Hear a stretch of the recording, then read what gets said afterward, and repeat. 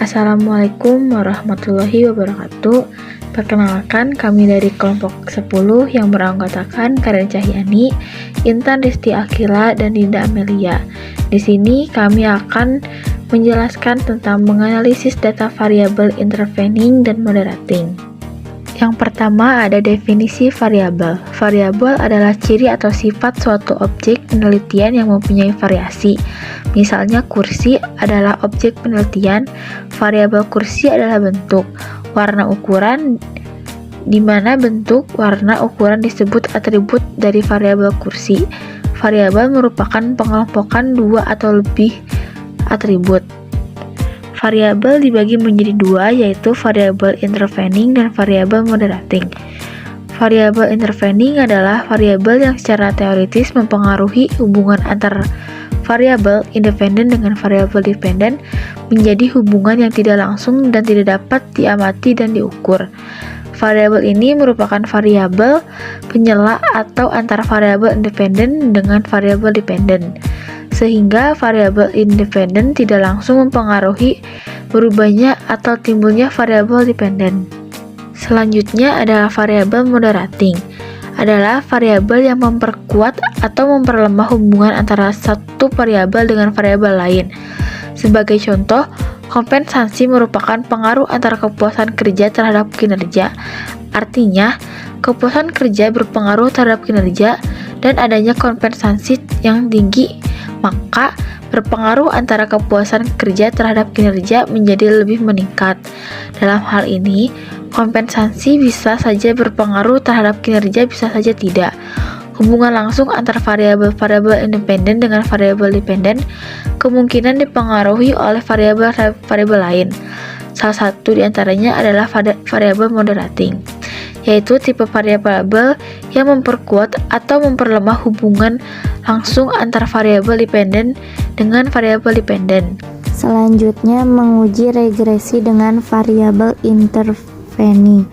Variabel intervening merupakan variabel antara atau mediating. Fungsinya memediasi hubungan antara variabel independen dengan variabel dependen, di mana X1 dan X2 bersifat interaksi. Dalam intervening, X2 ikut menentukan atau mempengaruhi Y. Seperti pada gambar berikut, menjelaskan hubungan-hubungan di mana X1 berpengaruh langsung terhadap Y dan juga berpengaruh tidak langsung terhadap X2, sedangkan X2 berpengaruh terhadap Y. Upah berpengaruh kepada kinerja, tetapi pada saat yang sama upah juga meningkatkan motivasi, di mana jenjang-jenjang kebutuhan manusia yang tercukupi menyebabkan motivasi kerja menjadi kebutuhan murni atau kebutuhan pengakuan atau penghargaan. Diagram tersebut memperlihatkan jalur analisis hubungan antara X1, X2, dan Y. Dalam analisis ini digunakan koefisien beta, yaitu koefisien regresi yang distandarisasi.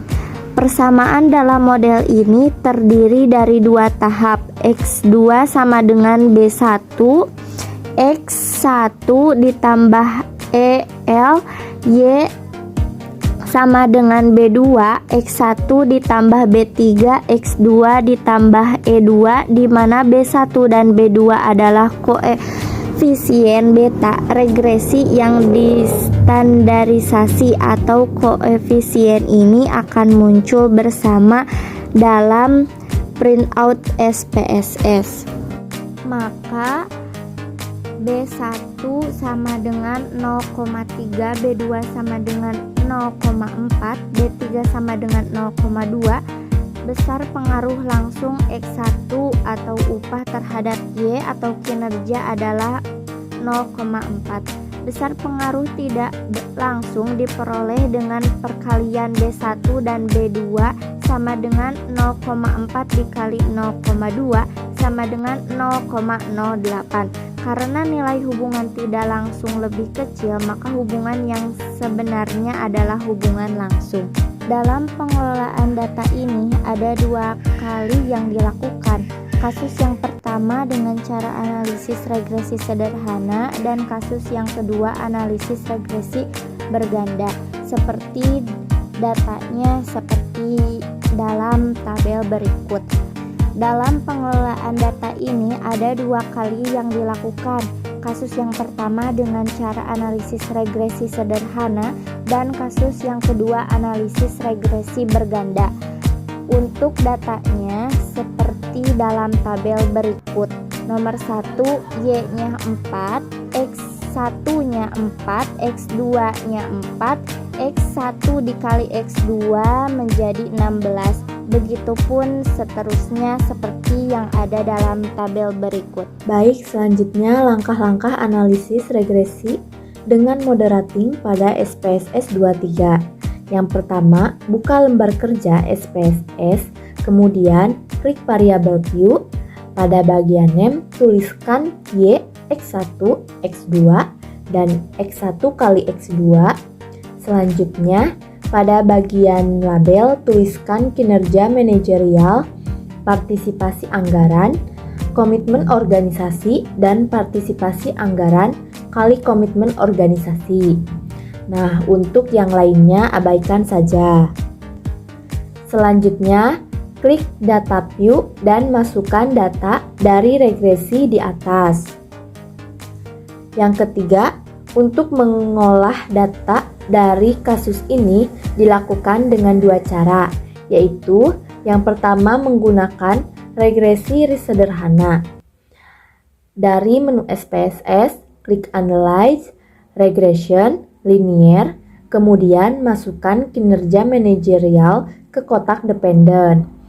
Untuk partisipasi anggaran, masukkan ke kotak independent, sehingga tampak di layar sebagai berikut ini. Setelah itu, klik OK. Apabila langkah di atas selesai, maka akan muncul output regresinya. Cara yang kedua menggunakan regresi berganda.